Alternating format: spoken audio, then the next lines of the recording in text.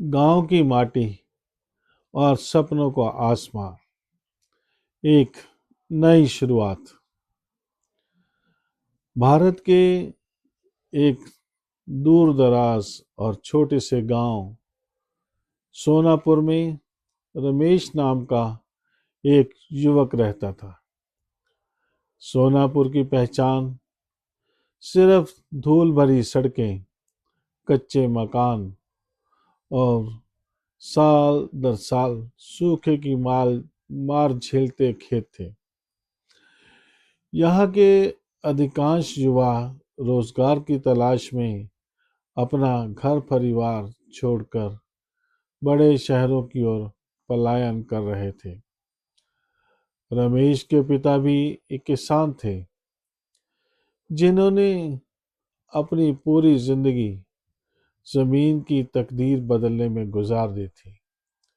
लेकिन हाथ सिर्फ निराशा और कर्ज ही लगा था। रमेश ने शहर के एक साधारण कॉलेज से स्नातक ग्रेजुएशन की पढ़ाई पूरी की थी। गांव के लोग चाहते थे कि वह शहर में ही किसी बाबू की नौकरी कर ले, ताकि परिवार की आर्थिक स्थिति सुधर सके। लेकिन रमेश का दिल शहर की चकाचौंध में नहीं बसता था। उसने उसे अपने गांव की बंजर जमीन और उदास चेहरों से गहरा लगाव था। वह जानता था कि शहर जाकर दो वक्त की रोटी तो कमाई जा सकती है, लेकिन गांव की रूह को बचाने के लिए किसी को यहीं रुकना होगा। पहला कदम, बंजर जमीन और नया विचार।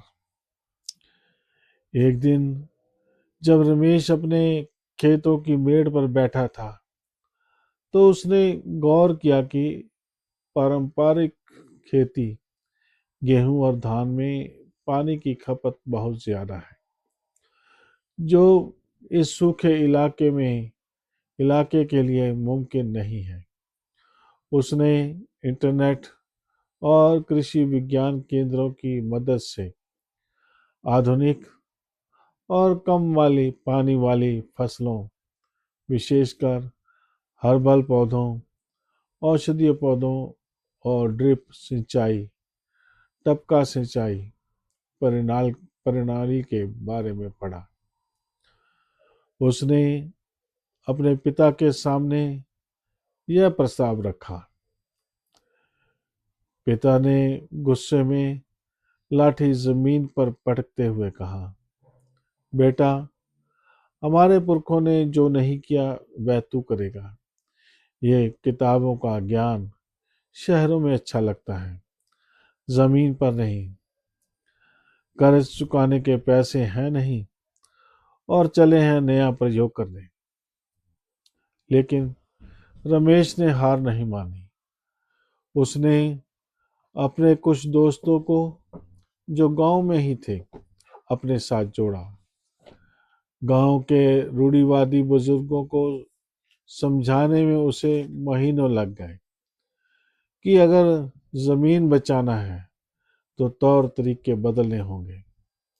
आखिरकार एक स्थानीय बैंक से छोटा सा कृषि ऋण लोन लेकर और अपनी माँ के कुछ पुराने गहने गिरवी रखकर रमेश ने 1 एकड़ जमीन पर औषधीय खेती जैसे एलोवेरा और अश्वगंधा का पायलट प्रोजेक्ट शुरू किया। संघर्ष और ताने।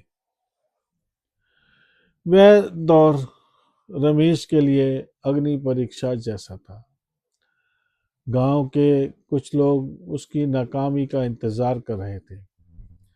ताने कसे जाते, देखो, बाबूजी चले हैं शहर छोड़कर गांव को अमेरिका बनाने।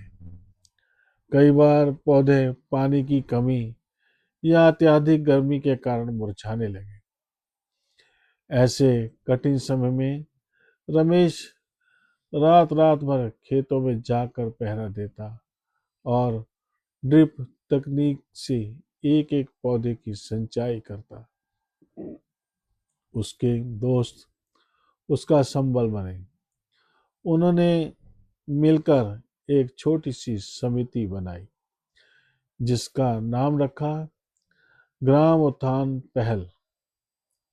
इस समिति का मकसद केवल खेती सुधारना नहीं था, बल्कि गांव के युवाओं को स्वरोजगार के प्रति जागरूक करना भी था।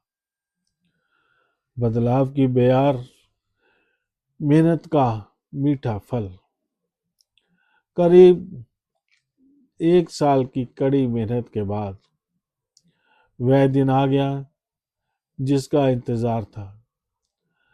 अश्वगंधा और एलोवेरा की फसल पूरी तरह तैयार हो चुकी थी। रमेश ने तकनीक का इस्तेमाल कर सीधे शहर की एक आयुर्वेदिक दवा बनाने वाली कंपनी से संपर्क किया और बिचौलियों दलालों को दरकिनार कर सीधा सौदा किया। पारंपरिक फसलों के मुकाबले इस 1 एकड़ जमीन से रमेश को तिगुना मुनाफा हुआ। जितने पैसे उसने उधार लिए थे वे सारे चुकता हो गए और पहली बार उसके घर में आर्थिक राहत की सांस ली गई। जिस पिता ने कभी उसे कोसा था, आज उनकी आंखें गर्व से नम थीं। उन्होंने रमेश को गले लगा लिया और कहा, बेटे, तूने सचमुच इस मिट्टी की तकदीर बदल दी। संपूर्ण गांव की नई तस्वीर। रमेश की इस सफलता ने सोनापुर गांव की दिशा और दशा दोनों बदल दी। जो युवा शहर में जाकर 2 जून की रोटी के लिए धक्के खा रहे थे, उन्होंने वापस लौटकर रमेश के साथ मिलकर वैज्ञानिक खेती और जैविक खाद का काम शुरू किया। गांव में अब एक छोटा सा प्रशिक्षण केंद्र भी खुल गया है, जहां दूर दराज के गांव के लोग आधुनिक और कम लागत वाली खेती सीखने आते हैं। रमेश ने साबित कर दिया कि सफलता पाने के लिए महानगरों में भागने की जरूरत नहीं है, बल्कि अपनी ही माटी में लगन और पक्के इरादे के साथ बीज बोने की जरूरत है। सोनापुर अब सिर्फ एक सूखा गांव नहीं, बल्कि आत्मनिर्भरता की एक जीवंत मिसाल बन चुका है।